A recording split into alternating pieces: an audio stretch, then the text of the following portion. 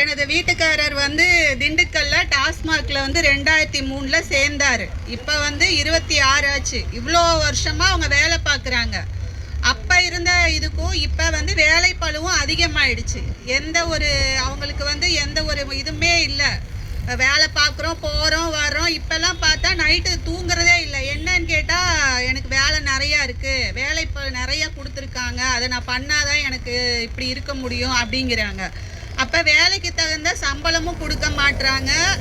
அப்போது ரொம்ப அவருக்கும் மன உளைச்சலாக இருக்குது. இப்போ இங்கே 10 நாள் போராட்டத்துக்கு வந்தால் என்ன தகவல்னே எங்களுக்கு தெரியல. எப்படி இருக்காரு, என்ன பண்ணுறாரு, உடல்நிலை எப்படி இருக்குது, இந்த மாதிரி எந்த தகவலுமே இல்லை. ஃபோன் கேட்டால் ஃபுல்லாக ஃபோன் பேசக்கூடாது அப்படின்னு சொல்லிட்டாங்க அப்படிங்கிறாங்க. அப்போ நாங்களாம் எப்படி வந்து வீட்டில் நிம்மதியாக இருக்க முடியும்? குழந்தைய வச்சுக்கிட்டு, அவங்க வயசான அப்பா அம்மாலாம் இருக்காங்க, எல்லாரையும் வச்சுட்டு நாங்கள் எப்படி நிம்மதியாக இருக்க முடியும் அப்படின்னு சொல்லிட்டா, என்ன ஆனாலும் பரவாயில்ல, நானும் வர்றேன், என்னன்னு நானும் தெரிஞ்சுக்கிறேன், நானும் பேசுகிறேன், எங்கள் டாஸ்மாகில் இருக்கிற அத்தனை மகளிரையும் வர சொல்லியிருக்கிறோம், எல்லாரும் சேர்ந்து தான் நாங்கள் போராட போகிறோம். இது வந்து நியாயமான கோரிக்கை உங்களுது.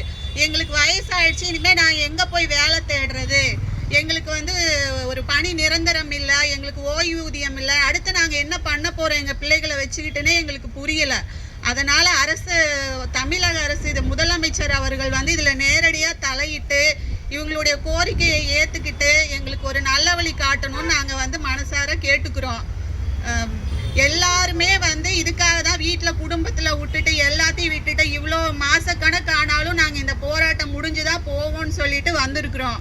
எங்களுக்கு வந்து ஒரு நல்ல முடிவு கிடைக்குங்கிற நம்பிக்கையில் நாங்கள் இது பண்ணிகிட்டு இருக்கோம். எங்களுக்கு வீட்டில் நிம்மதியாகவே இருக்க முடியல. திடீர்னு தூக்கத்தில் எழுந்திரிச்சு அந்த கணக்கு இதாகிடுச்சு, இந்த பாட்டில் இதாகிடுச்சு, இப்படி கணக்கு கொடுக்கணும், இப்படியே பேசிகிட்டு இருங்கவே எனக்கு அவருடைய மனநிலை பற்றி ரொம்ப பயம் வந்துருச்சு.